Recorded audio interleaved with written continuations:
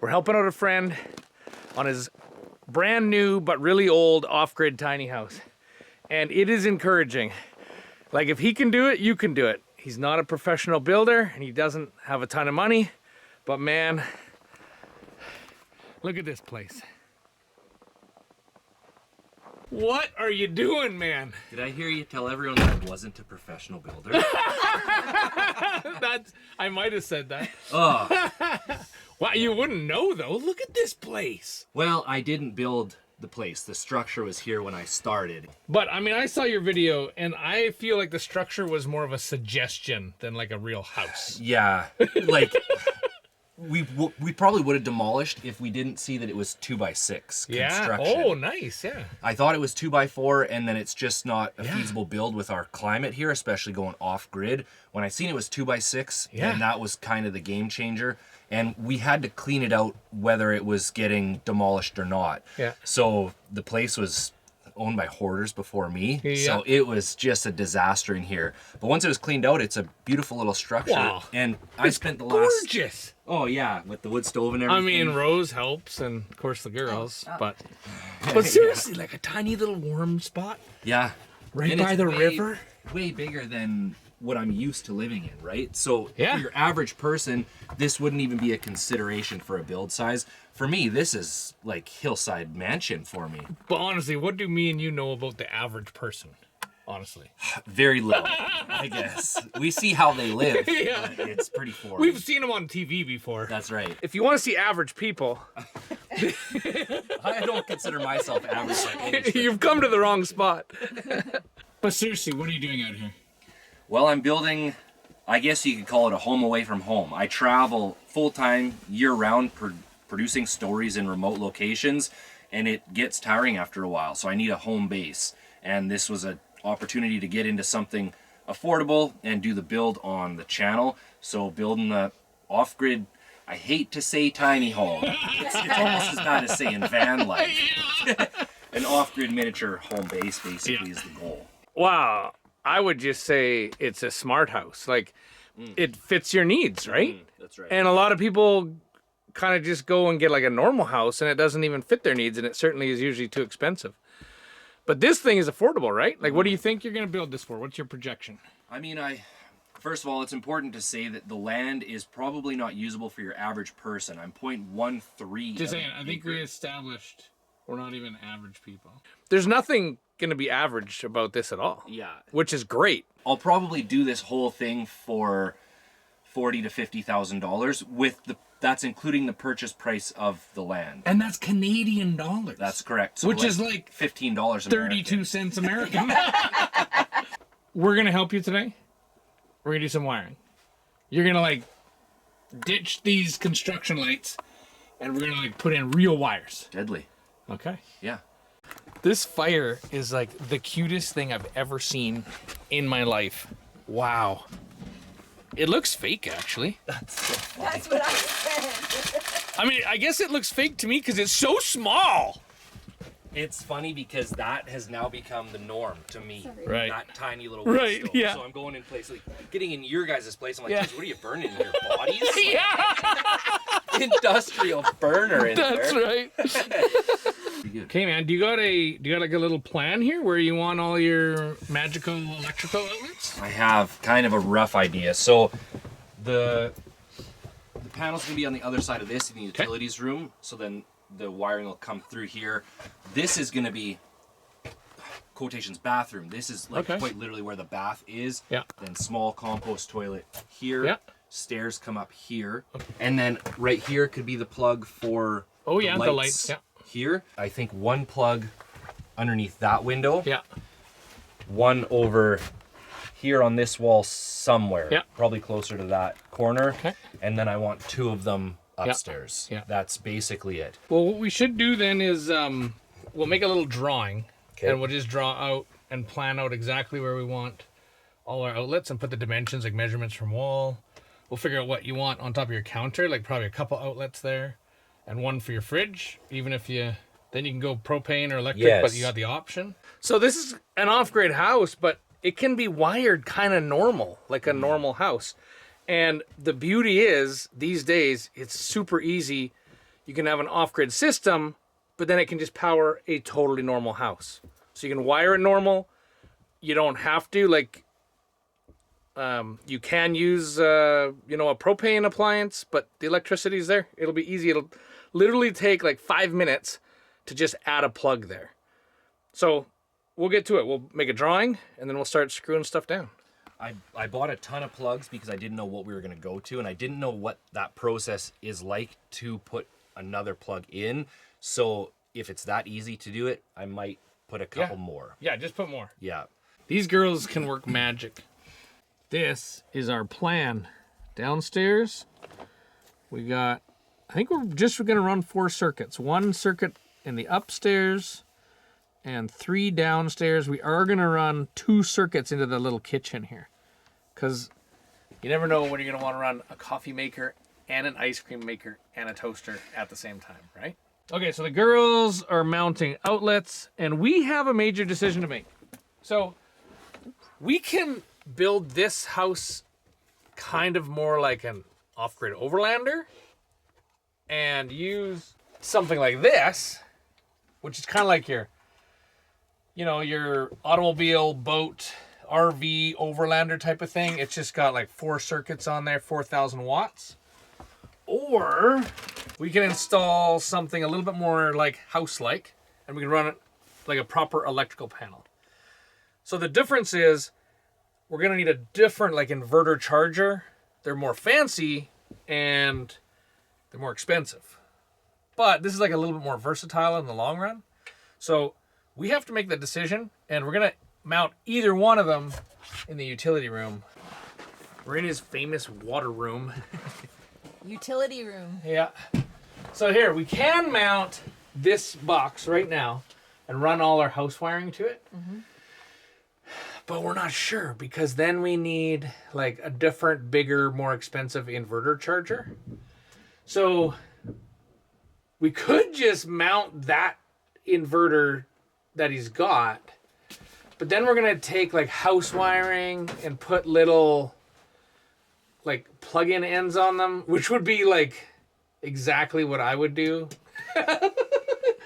But that's what I would have done like years ago, like when I just needed it to work, because it'll work. It's just kind of weird. Like it's just not conventional. No, I'm not even worried about conventional. Okay. It's just like I just don't know if I would be proud of it. You know what I mean? So I don't know if I could recommend that to Dustin or not. We honestly, there's pros and cons, so we got to talk about it. But either way, this will be our power center, and we're going to be drilling a whole pile of holes and pulling a whole bunch of wire in like right now.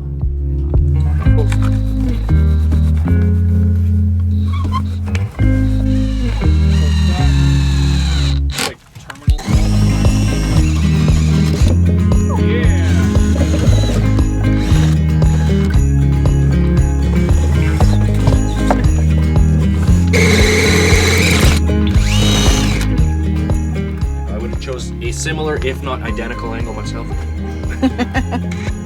These are some nice holes here. Yeah. How much am I pulling through? Thanks.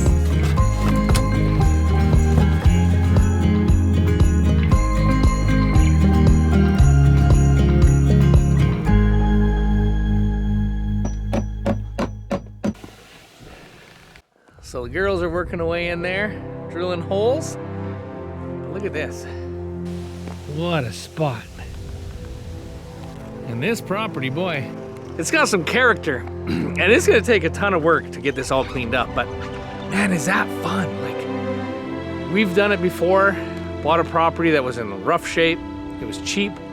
But you know what? A year or two of chipping away and you just make it beautiful. It's actually super satisfying. So Dustin. Yeah. How is this little off-grid house gonna like contribute to your lifestyle of adventuring? Well, if you've ever been on an adventure, you know that it's pretty exhaustive, and I'm in a fortunate position. I get to do it full time, basically every day. But the other side of that is I live in that truck year round, and we just finished doing the Arctic Circle this last year, so every winter the truck needs to go in the shop for a pretty extensive amount of maintenance. and I try and live in it at the same time. So last year I had to rebuild the whole top end of the motor. Every night going into the rig covered in grease and oil, have no bathroom, have no shower. So this is a place where I can come, the rig can go in the shop, and I have still a place to live in between. So YouTube for me is a career that I'm gonna try and make for maybe not my entire life, but still decades to come. And I have to find a way to normalize at least part of that. So having a fixed location home is hopefully gonna be that answer. So can you tell us about some of your most favorite or memorable adventures? Oh, well, that's a tough one to answer because the adventures now are dragging out for a whole season. It used to be, okay, we're heading out for a couple weeks to try this, or a short season through the Kootenays or something.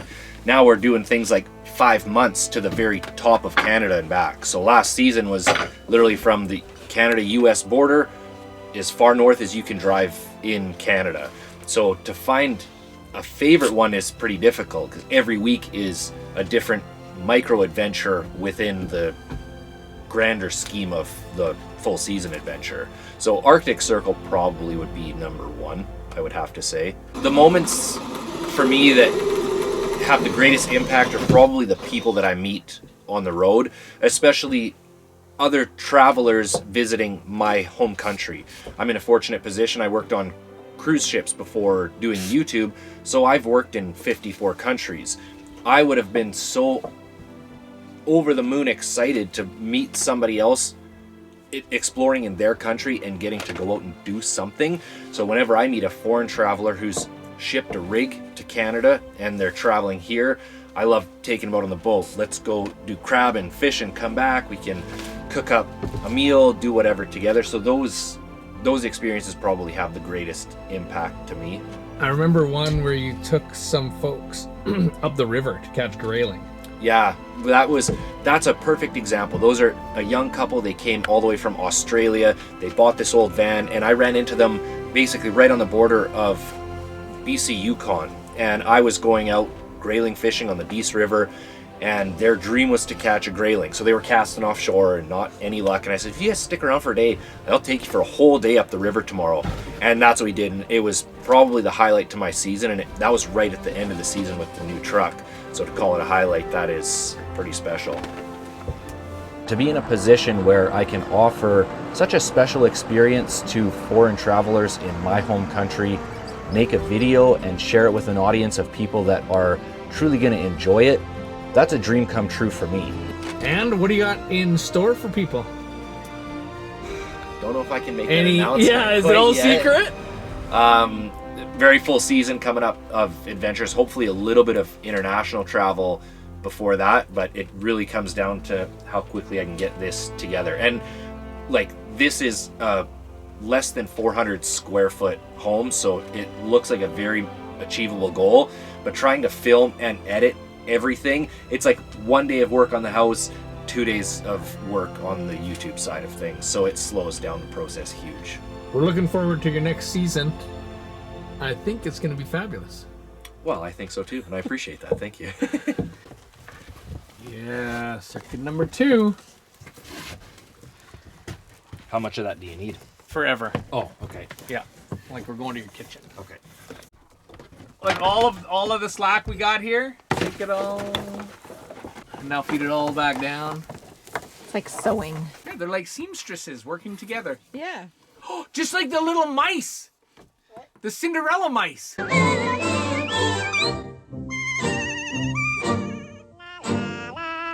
Right. Yeah, remember them? No. There was little... I'm certain I've seen that as a Yeah, child. you've seen it, totally. You got that? Yep. Okay, check this out. So, the main panel's over here. Just one second. On the outside, right? So we're coming through the wall, because that's a utility room. It's a great spot for it. So we're coming through the wall, so you gotta drill some holes. And then we gotta drill some holes in the middle of the studs. And the reason is because you don't want your wire right against the outside or the inside. And I'll show you why. There's a nail. Look over here, there's a screw head. But you don't want your wire right against the wall where the nails and the screws come through. So you want to be right in the middle of the wall, which is a pain in the butt because it's right in the middle of your insulation. So we're gonna have to peel open the insulation and slide it over top later, and try not to disrupt it too bad. But then this will be totally hidden and safe. Yeah, it's quite invigorating. So I wish I could say that those were our lights, but nope. Our light, this is as close as we're getting to lights right now, is these wires. But I can imagine it already, man. The ice cream maker just sitting here in this corner, connected to this very wire. This one right here. This is primarily a winter destination, so maybe not an ice cream maker. But I feel like ice cream is a year-round Hey, with treat. the winters we have now, basically ice cream is year-round. Yeah. So we still have this dilemma. I mean, it's not my dilemma, I guess. It's Dustin's. But the dilemma is still, do we kind of go with like a temporary automotive type of solution? Or do we go with a more, permanent inverter charger? I don't even know the answer to that. But Dustin is going to figure that out. And he's going to finish this up. We're going to leave him with this huge mess. We've ran the wires. We've ran a few of the wires. We've got the outlets mostly installed. We've left debris all over the ground. And we are just going to jam right out. Yeah, rip out all the insulation, make a big mess everywhere. Yeah, thanks for letting us come by and make a big mess, man. Yeah, It's been great. I think the message said, hey, do you mind if we stop by and give you a hand today? I didn't realize you're just going to wreck the place. Yeah. That's cool. Just tear it down, eh? Oh, yeah. Like, oh, nice insulation you got there. Yeah, mind if I just rip it all out? That's right. But you know what? This story is super inspiring because what you're doing is you're taking this old little, what was totally not valuable to society. You bought it and you were going to make the absolute most beautiful, cozy little like writer's retreat in the world. And then people are going to be like, wow, like, how did you do it? Like, how could you afford such a place? And it's because they couldn't have imagined the way it could be. And you did, so I know it's going to be awesome.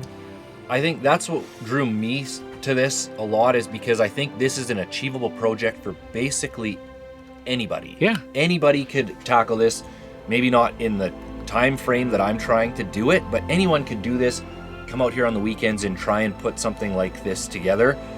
There's way too many people now wanting to buy this great big fancy house and they're sealed for the rest of their lives.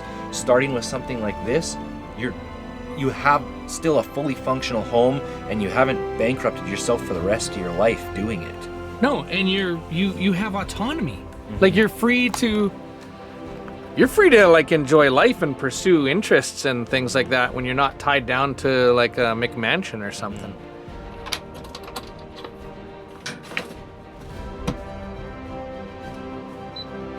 Well, there you have it. Bit of a messy install, but it is temporary. And it'll do the trick. There it is. That's awesome. What a freaking success story. And until my proper inverter is here, wiring is officially done. So I am super excited to see how this build goes. You guys can follow this build, right? So Destination Adventure is your destination for adventure. And Lot 32. and he's got this awesome Lot 32 series right now following this whole build. So you can check him out. It's probably around here somewhere. And if you like off-grid stuff, you'll probably like some of these other videos as well. Definitely.